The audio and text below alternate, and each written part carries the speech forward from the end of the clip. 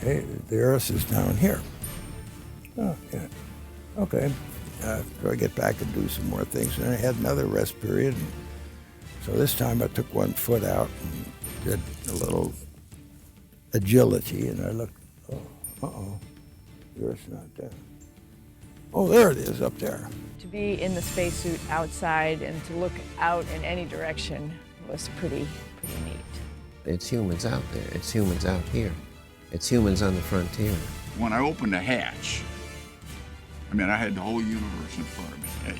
It was spectacular. Then you sort of poke your head out, flip around, and you take a look around, and you know, it's really a holy moly kind of moment. That was when I first learned, I think, the definition of what it truly is to be alone. Being in space, being in Earth orbit, floating is truly a magical experience. It means an exciting day. It means it's a day that it's going to be a lot of work, but very rewarding work. NASA's astronauts and their international partners suit up for modern spacewalks with training and experience. Humans suited up, leaving the vehicle and going out on spacewalks. Exploring, going beyond and always going into a situation we've never been to before, to fix something, say a space station, to deploy an experiment, or longer term, I think of spacewalking on Mars. So spend a lot of time thinking about how humans are going to explore Mars, suited with some pretty new, cool technology. When floating out in the void of space, they are standing on the shoulders of giants, making new discoveries by building on a prestigious legacy. Why did the Russians put Sputnik up? Why didn't the U.S. do that? We were shooken up by Sputnik, and we marshaled our resources and put together a winning program. One of the things that drove us into human spaceflight was the fear when Sputnik went overhead in 1957, and people began to realize that there was another nation in the world that had the capability of putting something into space that could actually pass over the United States. That's not a good way to do a sustainable program, is through fear. Clearly our motivation was a race. It was to beat the Soviets. And we had to do that for international prestige. And so that set us on a sprint to the moon. We will get to the moon within the decade, and we did. But it didn't set us up for a long-term exploration program in space. Way back when we called it terrible 60s, when the country was awash in campus unrest, civil strife, beginning of a very unpopular war. The Soviets literally owned space at that point in time. Yuri Gagarin back in early 1961 made one orbit around the Earth. Alan Shepard became the hero that this country needed. America's initial and successfully crewed space missions, known as Project Mercury, were followed by Project Gemini, the proving ground that would lead to the Apollo missions and the landing on the moon. On the Soviet side, cosmonauts and engineers were doing similar work to extend spaceflight duration, improve rendezvous techniques, and to develop the capability to leave the spacecraft, in what was dubbed by NASA as an extravehicular activity, or EVA. In order for us to conquer the space, we need to learn how to operate outside of the space vehicle.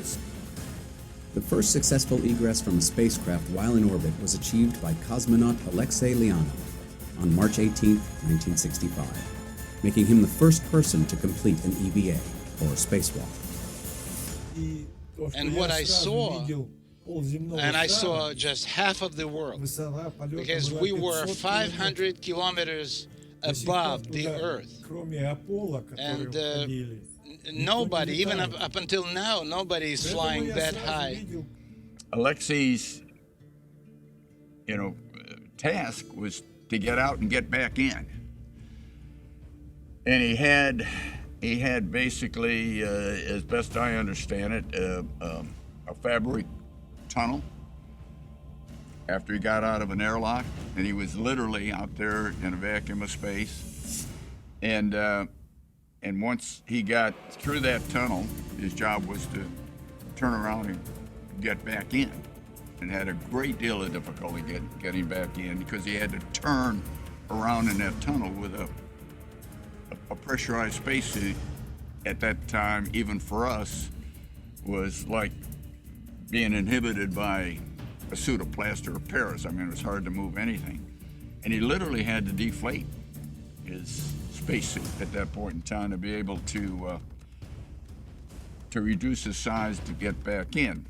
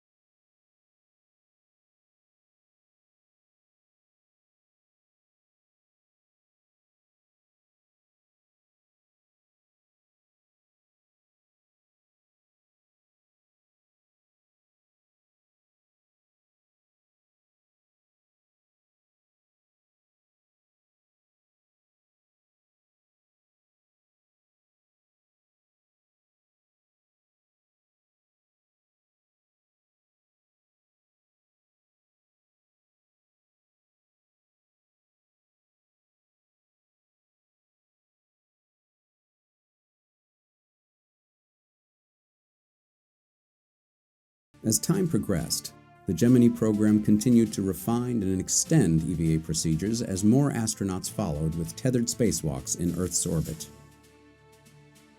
Well, you know the difficulties that we had in the Gemini program doing spacewalks because the state of the art needs to improve. But you saw the difficulties there when you jump out and you try to get something done. Well, you haven't practiced in the freefall zero-G condition. And so it's Newton's second law. You push on something, it moves your body instead of getting the work done. And so that whole business, you see, we just evolved and we grew since Leonov and Gemini on. Americans like Gene Cernan, Michael Collins, Richard Gordon, and Buzz Aldrin continued the competition with the Soviets.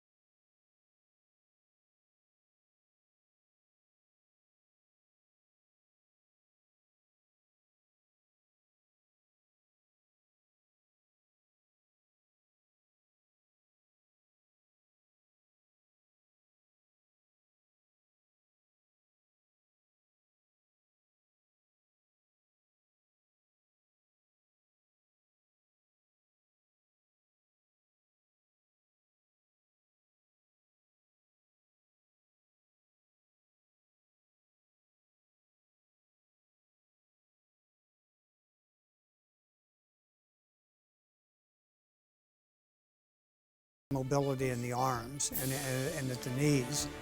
The difference being the Apollo suits were all custom made for each crew member.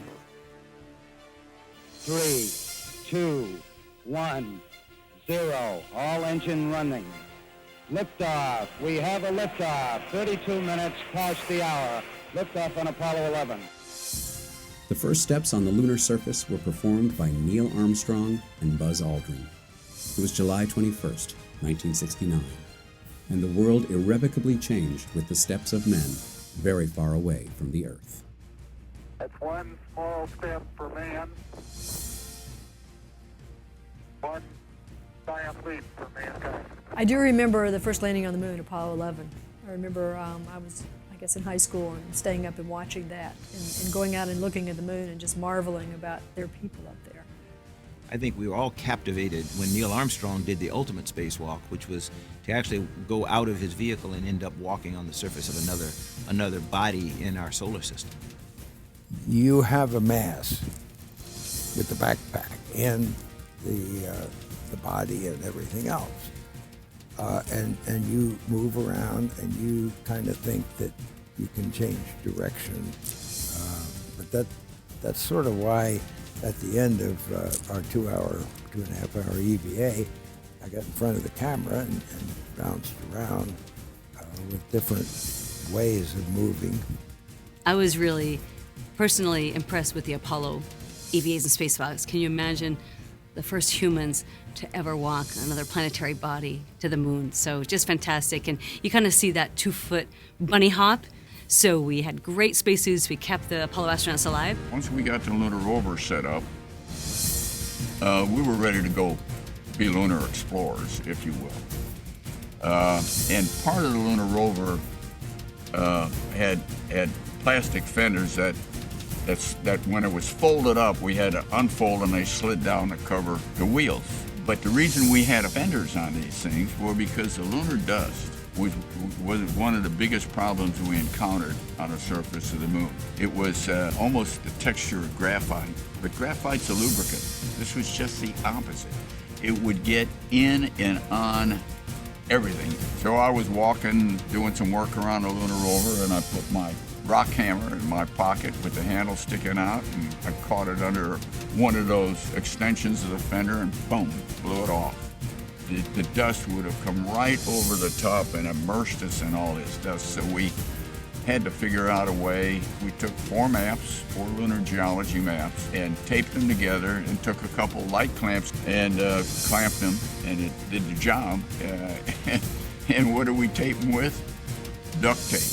We went from there into the Skylab program, and we went to the A7LB at that time. So Apollo, so we're on the surface with an A7L, our spacesuit, and we do have a 6th of a gravity, and we do have the life support system on the back, which is taking care of all our physiology, the cooling, the oxygen, removing the carbon dioxide, and all the rest of that. In the Skylab program, we were on an umbilical. The umbilical provided all of the physiology, if you will. The umbilical between the spacewalker and the Skylab space station provided all the life support. When we went into the shuttle program, we went back to riding a backpack. But the big difference between the shuttle and Apollo was that we integrated the backpack with the suit itself. So Apollo was you wear the backpack there and you bring the hoses around and connect them. In the shuttle program, we integrated the hard upper torso and the life support system. But importantly to us then was we did away with the zipper. Now the zipper worked, and I had taken a zipper through a vacuum many times.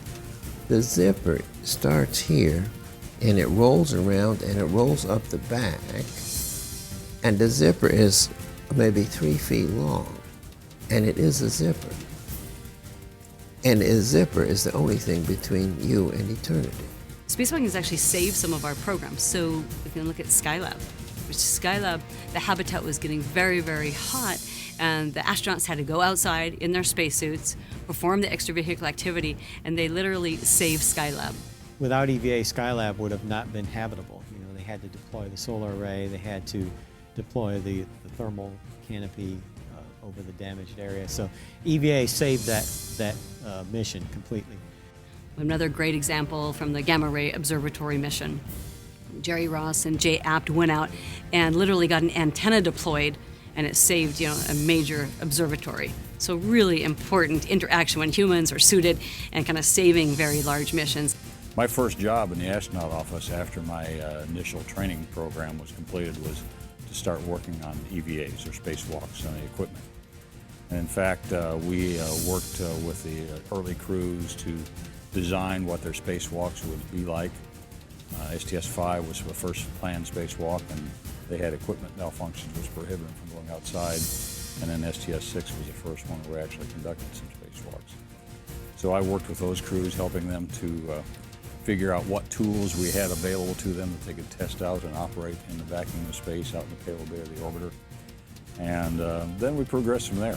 The suit was not a brand new suit anymore. I had run it through all on the floor. That's the 1G test. I had run it through vacuum testing. I had run it through certification where the number of cycles you put on all the joints. I've been in the water with it, so it was a friend. From that, then we started to develop things like the manned maneuvering unit, the little rocket backpack that we demonstrated on several flights and used in some cases. In dramatic fashion, doing the first fully untethered spacewalk, Bruce McCandless zoomed about in the manned maneuvering unit. This equipment test would lead to the retrieval of stranded satellites on subsequent missions years later.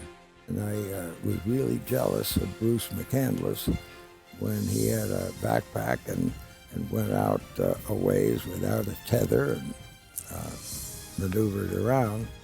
Over the following years, extravehicular activity became one of the space traveler's most exciting and necessary tools in his or her tool belt. It was July 17, 1984, as cosmonaut Svetlana Savitskaya broke the proverbial glass ceiling and became the first woman to walk in space. Catherine Sullivan followed shortly after on October 11th, becoming the first female American astronaut to perform a spacewalk. This is the first chance I had to stick my head out the hatch on our EVA on day 7. As time progressed, so did the need for advanced technology and utilities. Complicated missions and space program-saving maneuvers are the essence of NASA's extravehicular activity. There was one time when I was on the end of the mechanical arm, it was on the Hubble mission, and I was being moved from one place to another, and you really have no sensation of movement when you're on that arm. It's just so smooth. There's no drag of the water pulling you back, and so you don't really know you're moving. And I was working on the tools. I was putting the sockets on for the next whatever task I had to do next. And the guys stopped and they said, "You have to look at this. You just have to stop and look." And so I stopped and looked, and we were over the Gulf of Mexico. We could see the entire of North America, and we could see Aurora up over Canada. And it was just an amazing view. We started to develop little power tools. We developed more wrenches and other kinds of tools that we could use for other types of failures that we identified in the payload bay door mechanisms to remove debris or to disconnect things should they not function properly.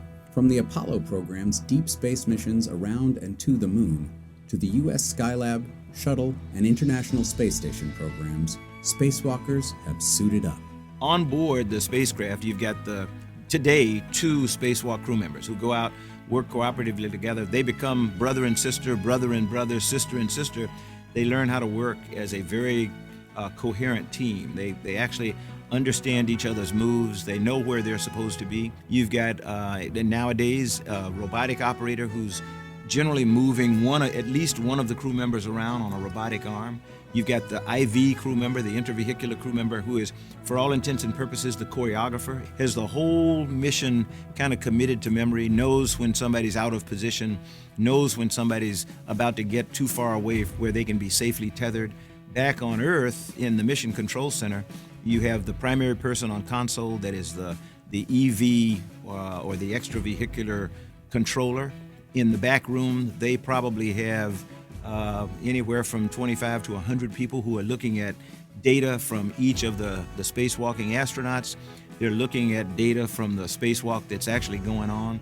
And then somewhere in the world, like at a place that built the spacesuit, or somebody that designed the procedure that's being done, whether it's in Denver, Colorado, or Connecticut, they're also looking on, and they have their own data that they're evaluating and getting all that back into mission control in Houston, telling the flight control team, okay, we see this developing or we see this happening.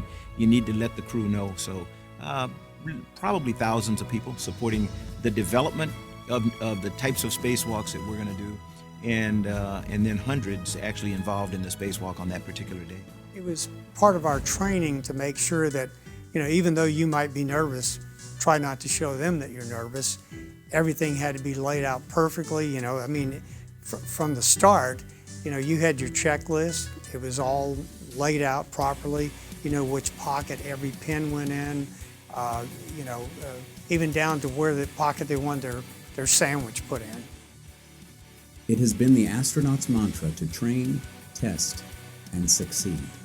One of the things that astronauts learn to do to look at a situation and don't panic about anything, you'll make it worse, but think carefully, did you do something wrong, and then fix it. Well, the astronaut prayer, which is, please God, don't let me screw this up, that's the first thing. I think the biggest fear that I had, and maybe many astronauts as well, is not that I was going to get hurt, it's that I was going to mess up. Because everybody's watching, you have such a limited time out there to get done what needs to be done, and you really, really don't want to make a mistake. It was cold, so that was a little surprise, but we should have anticipated cold, but it turns out at that point we had only done hot spacewalks. Until STS-6, they had all been warm. The STS-125 crew, which was the final Hubble servicing mission, that almost none of us thought they would be able to successfully complete 5 back-to-back-to-back-to-back-to-back EVAs and do all that they were supposed to do. And they not only completed them in spite of obstacles at every turn on almost every single EVA, but they did them superbly and left Hubble in incredible shape. And I think they did a tremendous service to planetary science, astrophysics, and just the field of spacewalks in terms of showing people that if you really work hard at it and you plan it and you execute the way you planned, there's nothing we can't do. When you're doing a spacewalk on orbit, you're in your own spaceship. It's your spacesuit, but it keeps you from the vacuum outside and your crewmates inside the space shuttle.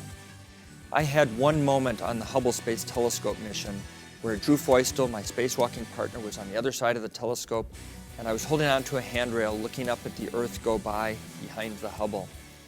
And it was a truly remarkable moment.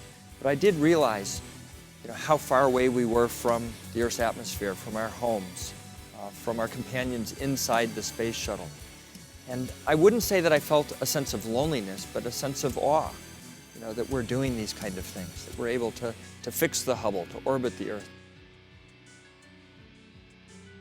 Through spacewalks, complex problems have been solved in extreme ways, such as fixing the Hubble Space Telescope's blurry vision, turning a possible billion-dollar piece of space junk into one of the most revered scientific instruments of human history. Missions like Hubble tested the mettle of spacewalkers, an elite breed among an already out-of-this-world group of adventurers. Say that on Hubble, it's a very fine motor skill, tuned in, very close in, a lot of hands work. So it's almost like doing surgery when you're in Hubble in a suit versus being a longshoreman when you're on space station, or you're just hanging, moving big blivets around and you're changing stuff out.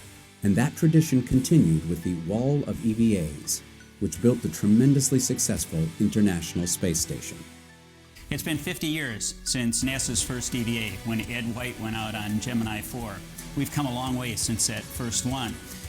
Building the International Space Station, it was very, very EVA intensive. And when we were planning for it, everybody talked about the wall of EVA. We're never going to be able to accomplish all this. And when you look back on what we accomplished, it was pretty darn amazing. So on my first flight, we were right in the middle of the construction of the space station. So of course, every shuttle flight that went up was full of spacewalks and just putting pieces together.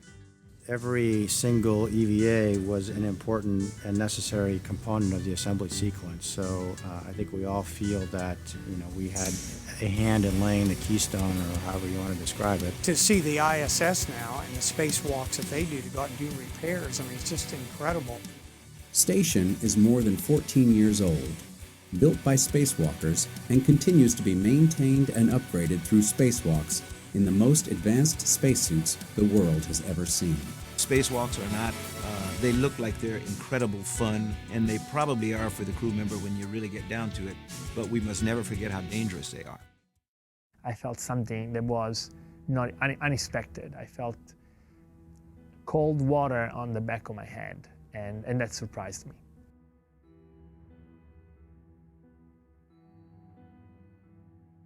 I contacted the ground, which is the first thing you would do when something that you're not expecting comes up. So I asked Houston for advice. I said, I feel water in my helmet, but what it feels like a lot of water. The ground doesn't have a lot of information on the suit. They can monitor some things, they have telemetry about my status, my vital status, and they know how the suit is performing, but a lot of things we couldn't tell at that point.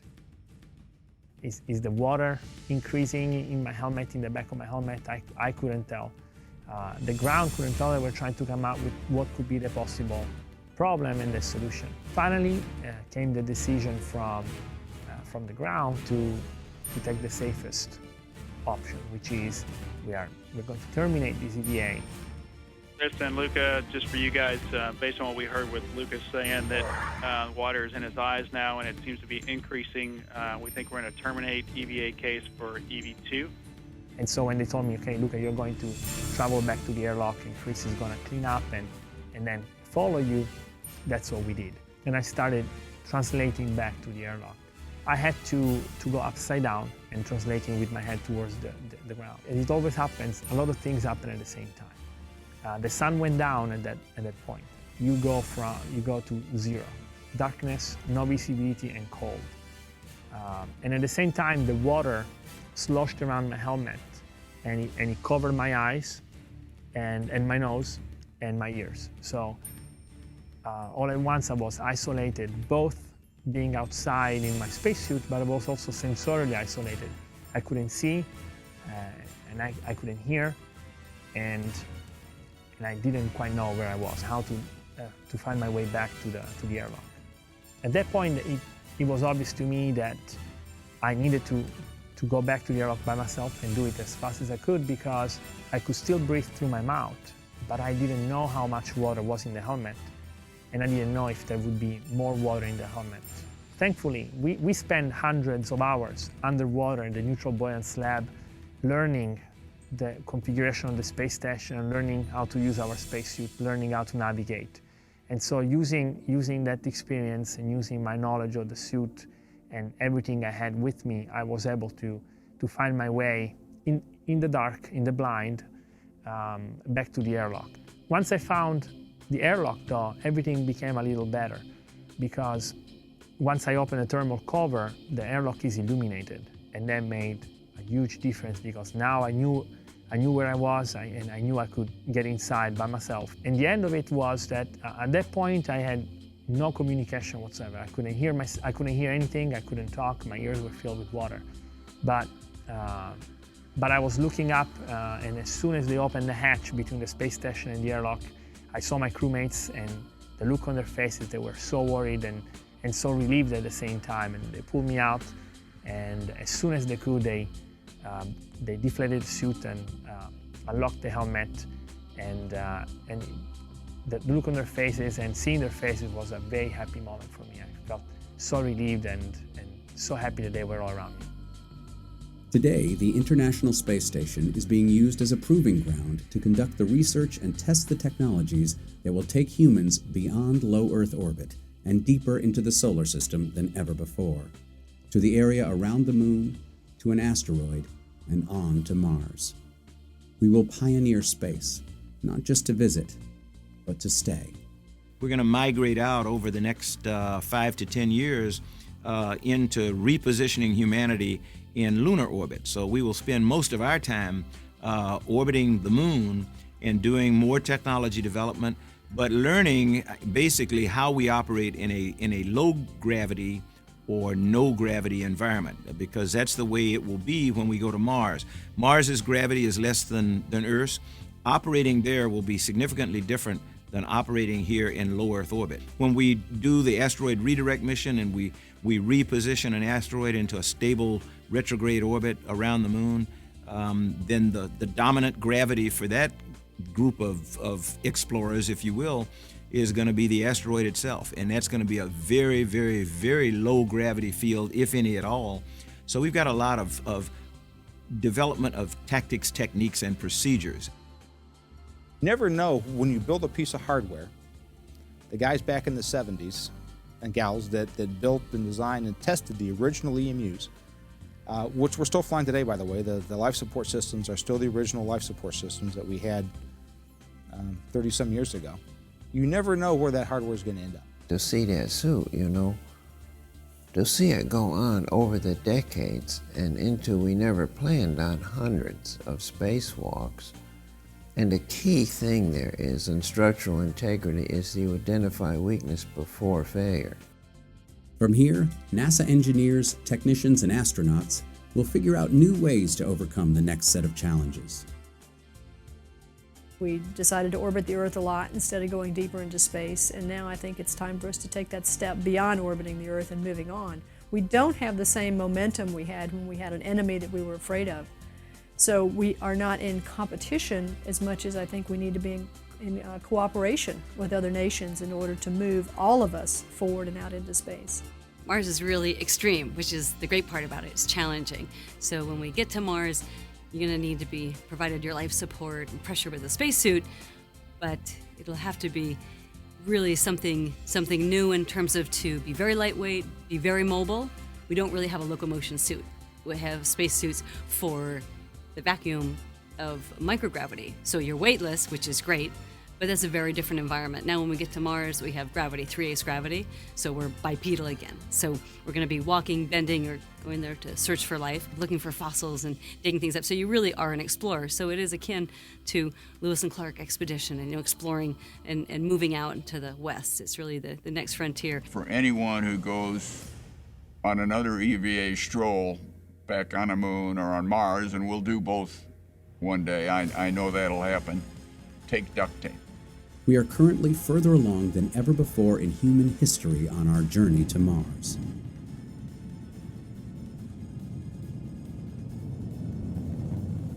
American engineers and scientists around the country are working hard to develop the technologies, including new spacesuits, that astronauts will use to one day live and work on the Red Planet.